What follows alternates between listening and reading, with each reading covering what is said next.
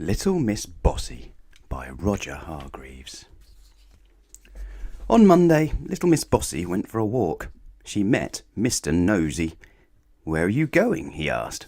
"Mind your own business," she retorted. On Tuesday, she met Mr. Noisy.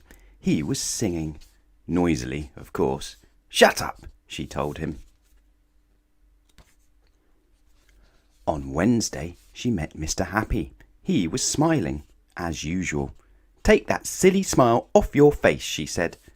As you can imagine, little Miss Bossy wasn't very popular, to say the least. Now, little did Miss Bossy realise, but somebody had seen her bossing Mr. Nosy about, and that same somebody had seen her bossing Mr. Noisy about, and that self-same somebody had seen her bossing Mr. Happy about. The wizard, whose name incidentally was Wilfred, went home thinking. Something really ought to be done about Miss Bossy, he thought to himself as he walked along.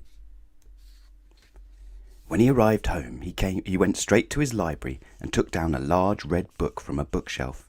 It was rather dusty, as it hadn't been read for some time. "Let's see now," he said to himself as he settled into an armchair. He turned to page 304.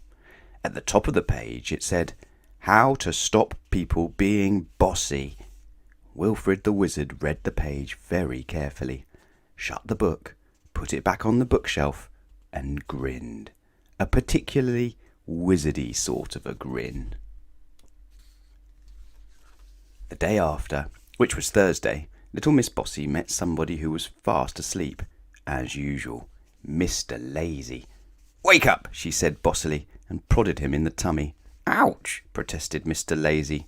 But behind Miss Bossy, Wilfred the Wizard, who had been following her, said something too, under his breath. A wizardy word he'd learned from page 304. And do you know what happened? Suddenly, as if by magic, which is true, there appeared on Miss Bossy's feet a pair of boots. 1 minute they weren't there, the next minute they were. Miss Bossy looked down in alarm. They were magic boots, and being magic boots, they could speak to each other. "Hello, left," said the right boot. "Hello, right," said the left boot. "Ready when you are," said right. "Right," said left, and off they set. Left, right, left, right, left, right, left, right, faster and faster, marching poor little Miss Bossy along. Little Miss Bossy couldn't do a thing about it. Mr. Lazy was much amused. "Well done, Wilfred," he chuckled. Wilfred winked a wizardy wink. Those boots marched little Miss Bossy for 5 miles.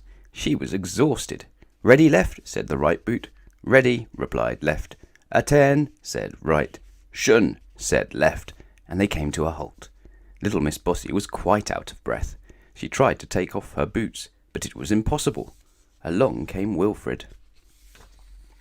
"Those," said Wilfred, pointing to the boots, "are only for people who are too bossy."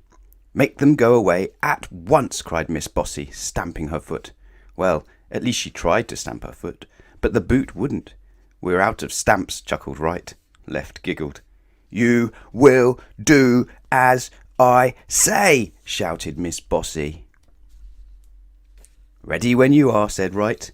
"Right away," replied left. "Quick march," and off they set again, left, right, for 10 miles, and then they stopped again, and along came Wilfred. "Make these stupid boots go away," shouted Miss Bossy. "Only if you say the magic word," replied Wilfred. Miss Bossy thought, and thought, and thought again. "Please," she said. "That's better," smiled Wilfred, and he said the wizardy word again under his breath from page 304. The boots disappeared, as if by magic. "Now then," said Wilfred sternly, wagging his finger, "stop being bossy, or you know what will happen." Miss Bossy nodded, miserably. "Very well," smiled Wilfred, and went. And you know something?